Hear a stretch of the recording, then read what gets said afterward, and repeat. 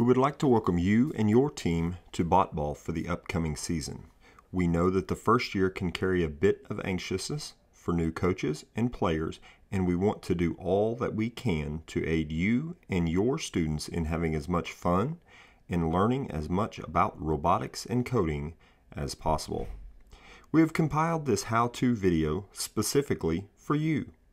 We will have other pamphlets and videos that come out before the season starts and during the season as well. If you have questions along the way, feel free to call us so that we can give your team the best experience possible for the year. Without further ado, the strategies that we believe will help your team have success. Hit the ground running. Do not wait to get started. You only have a limited build time before the tournament, and time is of the essence. Another benefit of starting immediately is the workshop will still be fresh on your mind. If you can arrange it, you should plan on meeting sometime during the first week after the workshop. How often do we meet? Most experienced teams meet a minimum of 2 to 3 times a week for several hours each session.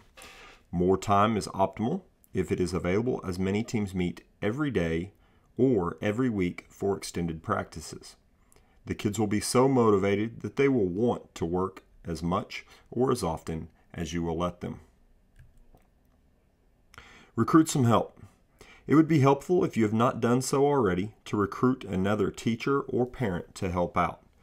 Parents do not have to be engineers or programmers to help. Someone to help organize, bring snacks, sit in the classroom, and oversee kids can be a big help. Watch out for the parent volunteer who wants to take over and do it for the kids. As long as they understand your philosophy that adults facilitate the students understanding and don't do it for them, you'll be okay. Use the manuals. The sensor and motor manuals found on the team home base contain a lot of useful information. They can be found by clicking on the 2017 Resources tab and then on the Classroom Materials tab. They are electronic, but some teachers choose to print them out and put them in 3-ring binders for easy access by the students. This is also true of the game rules and specifications, as well as the document requirements. This can be a great student activity, and it gives you an answer when students ask a question pertaining to these topics. Did you look in the binder? While on the subject of binders, it is also a good idea to keep a lessons learned document. The students can refer to it as they go along, and as you build your program from year to year, it will be a handy resource for the new kids. Ask for help. Other BOTBall coaches are a great resource, and unlike many athletic coaches, most academic coaches are concerned about helping teach all students, not just the ones on their team. You can use the community site, the team home base forums, or you can call Kipper Tech Support or another Kipper staff member ready to assist you. Plan out the season. Mark a calendar or chart with important dates. The first submission documentation date, the second submission documentation date, the third submission documentation date, and the tournament date. Students will not inherently know how to manage their time. Let's face it, it's hard for many adults. Students should be in charge of all submissions, but you can facilitate by reminding them of upcoming due dates. A large calendar or project plan displayed where everyone can see it is a good way to go. This is also why we require a project plan in the first documentation submission from your team. You can draw one out on your whiteboard or put it on a butcher or poster paper. The local lumber supply store, say Lowe's or Home Depot, will carry a 4x8 sheet of melamine backed 1/8 inch masonite. It's relatively inexpensive, around $12. You can write on it just like a whiteboard, using a permanent marker for the grid and whiteboard erasable markers for everything else. It can easily be cut into smaller sizes and mounted on the wall. Team meetings can be held with the first order of business being going over the calendar and any upcoming dates. Set a date that the robots must be built by and stick to it. It does no good to have an awesome robot that never gets programmed. Organize your kits. Your kit components, specifically. You can only use what is provided in your kit with the exception of a few items. You can often add paper or foil, line or thread, and rubber bands.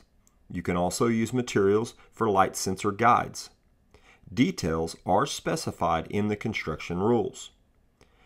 Make sure your team understands what additional items may be used for the current year and place them in your kit components. If you lose or break a piece, you can replace it with exactly the same part or piece. You may already have spare Lego and Kipper metal pieces can be purchased at our online store if needed. You don't want the current year's components mixed up with all the other stuff in your classroom. This will eliminate challenges by other teams at the tournament. For instance, one team might say, this team is using a blank, which is not in the kit. Organize your parts. It will lead to faster and easier construction and redesign of robots. Many teams use Tupperware containers, tackle boxes, anything so that the parts are organized. This only makes it easier to lock or move the components when you have another class or are not working on the robots, including transporting everything to the tournament. If a part breaks, it is easier to find a replacement if you have them organized. This is a good job for team members and will help them learn what is in the kit by sorting and counting. This activity should be done periodically as the season progresses. Of course, as the students are going along and building the robots, the number of components not being utilized in the construction of the robots will decrease. You do not need to make them disassemble the robots at the end of the work or class period and put everything away. Tupperware containers or cardboard boxes are great for holding the robots while they are in progress. They make robots easier to transport, lock up, and keep from distracting other classes. There are no requirements to use all of the parts included in the kit. The game board. Build the game board. Most experienced teams immediately build the game board. They can reuse parts from last year's design. The instructions are on the team home base. This is a great parent, mentor, and student activity. Recruit some help. The cost is generally around $100, but remember, you can reuse the FRP, and if you don't glue it, some of the PVC for next year's game board. The board is designed so that you can take it down and put it back up in your classroom. You can lay the FRP on the floor and simply lay the PVC on top without permanently attaching it. If you need to take it down and put it back up repeatedly, the PVC can be securely hammered together without any glue using only a rubber mallet.